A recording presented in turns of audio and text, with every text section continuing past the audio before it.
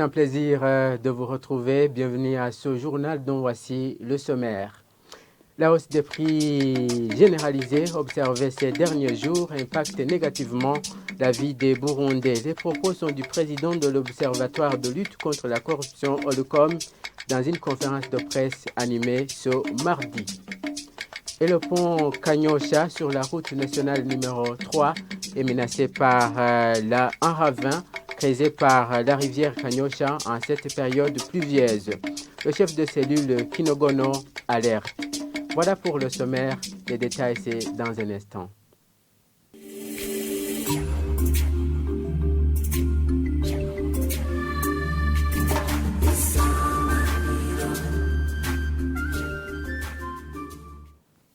Ouvrons ce journal par cette page gouvernance. La hausse de prix généralisée observée ces derniers jours impacte négativement la vie des Burundais. Lors d'une conférence de presse animée ce mardi, Gabriel Rufyiri, président de l'Holcom, signale les écoles à régime d'internat qui ne parviennent pas à nourrir les élèves convenablement. Parmi les causes principales de cette inflation, il cite notamment l'opacité dans l'octroi des marchés publics. Les membres de l'Holcom réunis en Assemblée générale ont constaté avec regret la hausse généralisée des prix des produits, que ce soit des produits burundais, produits localement et des produits importés. Malheureusement, on ne voit pas ce que le gouvernement est en train de faire pour freiner cette hausse généralisée. Cette situation malheureusement est aggravée par la pénurie répétitive des produits pétroliers, notamment l'essence. Mais actuellement, nous voyons que même le diesel, mazout, est aussi concerné. Avec toutes les conséquences que vous connaissez, aujourd'hui, au niveau des prisons, au niveau des écoles à régime d'internat et au niveau d'autres entités, où il y a beaucoup de gens qui sont ensemble, ne parviennent pas à avoir de quoi manger facilement. Il y a aussi la hausse généralisée des prix de transport à l'intérieur du pays. Donc, c'est très difficile de citer les conséquences qui émanent de cette situation. Mais ce qui est sûr, ce qui est visible, les Burundais se trouvent dans la croisée des chemins. Malheureusement, nous attendons dans la bouche de certains hauts dirigeants de la République qui donnent des messages qui ne sont pas vraiment dignes de nom en provenance de l'autorité de Soha. Imaginez donner un message pour dire que les Burundais doivent tout faire pour donner de quoi à manger aux Blancs. Nous pensons que c'est un langage à décrier et à dénoncer. Pour nous, il nous faut des actions concrètes. Il nous faut un langage réconciliant. Il nous faut nous montrer un chemin par lequel on doit passer pour lutter contre ce fléau. Selon les chiffres de la BRB, la Banque centrale du Burundi, il a été constaté que cette situation de la hausse généralisée des prix est due au simple fait que, d'abord, au Burundi, il y a une faible production au niveau local, mais aussi par rapport à la mauvaise gestion du peu qu'on a produit. Ça, c'est la première chose. La deuxième chose, c'est le problème en rapport avec les importations. Nous voyons que le gouvernement, en principe, devrait tout faire pour importer beaucoup de produits qu'on en a besoin. Certes, on n'a pas de devises, mais là aussi, c'est une responsabilité de l'État.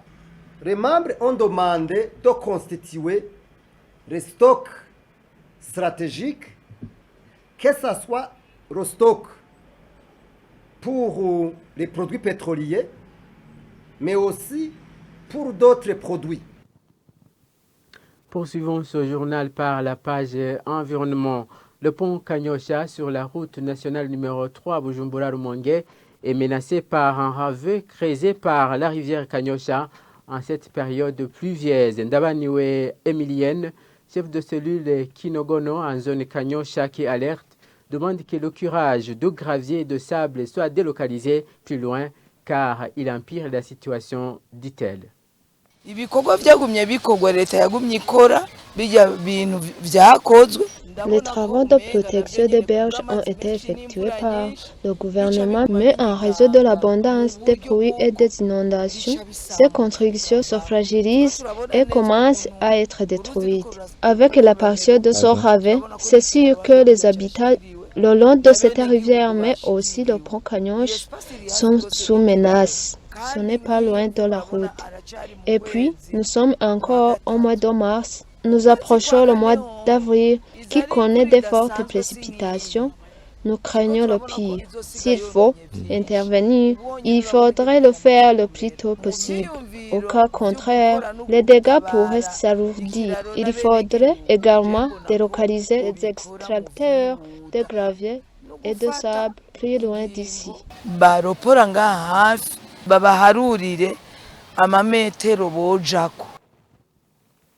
Et 8 paillotes construites illégalement au bord du lac Tanganyika ont été démolies et 2 bateaux utilisant des filets non autorisés ont été détruits par la Commission technique nationale de la sécurisation lacustre.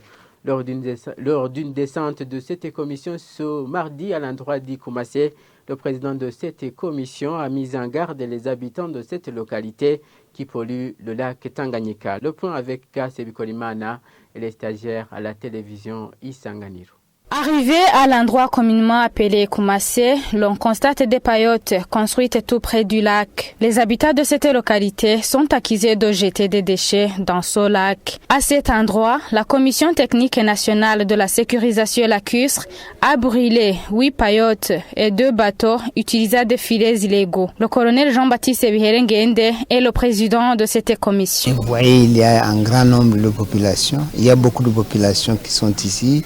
Tous ceux qui sont en contact avec le lac doivent se sentir concernés. Et le lac, c'est pour tout le monde. L'eau, c'est pour tout le monde.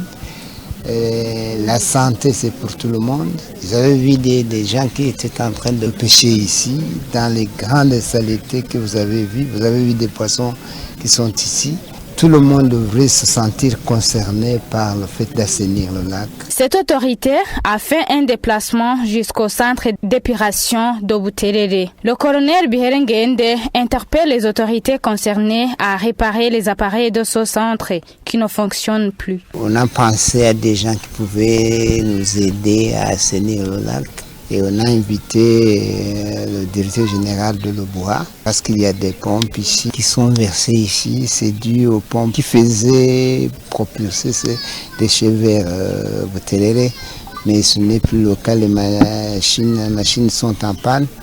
Mais il nous a promis que ça sera réparé. On a invité aussi le directeur général de la régie des eaux. Vous voyez, ces déchets sont versés dans le lac. L'eau du lac est utilisée par presque toute la population de Bujumbura pour assainir le lac. Le colonel Jean-Baptiste Biherengende promet de multiplier des descentes sur les rives du lac Tanganyika en vue de sensibiliser les riverains à la protection des écosystèmes aquatiques vivant dans ce lac.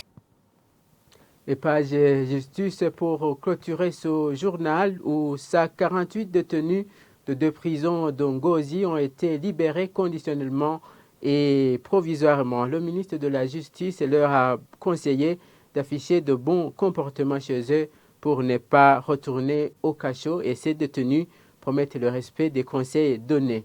Apollinaire Mouzagara pour plus de précisions.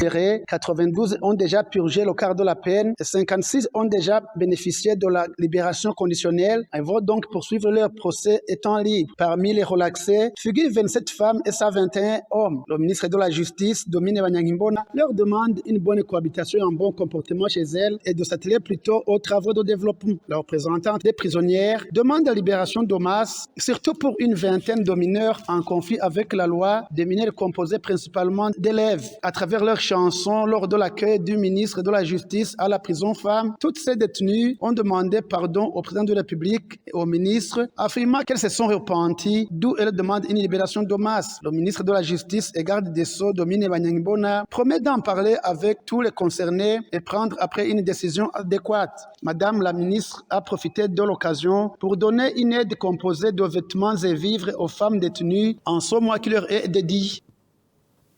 Et voilà, c'est par cet élément que nous mettons un point final à ce journal.